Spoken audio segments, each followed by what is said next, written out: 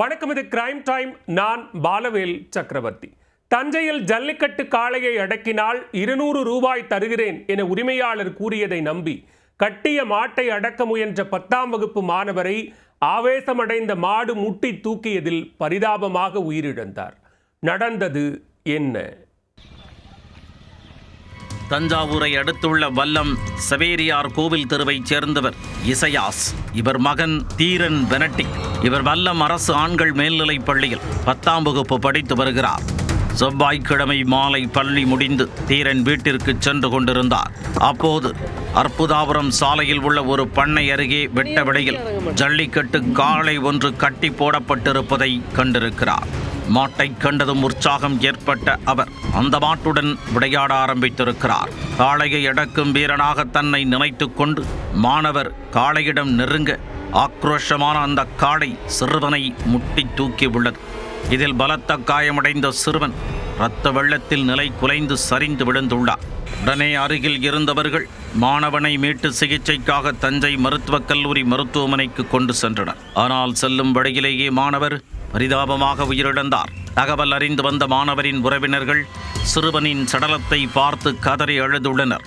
இதனிடையே காளையின் உரிமையாளர் மீது சிறுவனின் உறவினர்கள் குற்றம் சாட்டியுள்ளனர். ஜல்லிக்கட்டுக்காக காளைக்கு பயிற்சி அளித்து வரும் அதன் உரிமையாளர் அப்பகுதி வழியாக செல்லும் மாணவர்களிடம் மாட்டை அடக்கினால் 200 ரூபாய் தருகிறேன் என கூறியதாகவும், பணத்திற்கு ஆசைப்பட்ட மாணவர் காளையை அடக்க முயன்றபோது இந்த சம்பவம் நடந்ததாகவும் குற்றம் சாட்டியுள்ளனர்.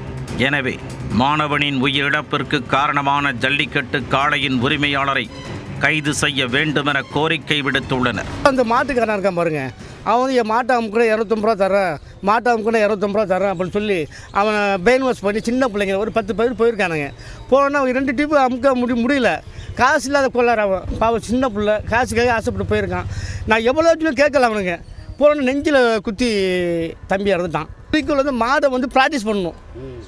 மாடை வந்து ப்ராக்டிஸ் பண்ணி அதை டெவலப் பண்ணணும். அது பகடக்காய பள்ளி மாணவர் பணம் கொடுத்து ஒரு இது தரோம், உங்களுக்கு பரிசு தரோம், பணம் ஊக்கத்தை தரேன்னு சொல்லி அவங்க பண்ணியிருக்காங்க. அவ்வளோதான் சார். வேறு அதில் பண்ணும்போது இவங்க ஆர்வத்தோடு போய் எதோ எதிர்பாராமல் கட்டி தானே கிடக்கு, நமக்கு ஒன்றும் ஆயிடக்கூடாது அப்படிங்கிறதுனால அவங்க போயிருக்காங்க.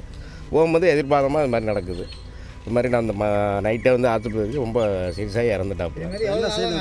இதை வந்து அவங்க மாட்டோட உரிமையாளர்கள் எல்லாம் வந்து இது மாதிரி அந்த குடும்பத்துக்கு வந்து பேரிழப்பாக போகுது. ஒரு பையன் வந்து இப்போ படிப்போட ஃபியூச்சரும் போச்சு, எல்லாமே போச்சு. இது மாதிரி வந்து நிறைய இடத்துல நடக்காமல் தடுக்கணும். அதுதான். இதையடுத்து தகவல் அறிந்து வந்த வல்லம் போலீசார் இது குறித்து வழக்கு பதிவு செய்து விசாரித்து வருகின்றனர்.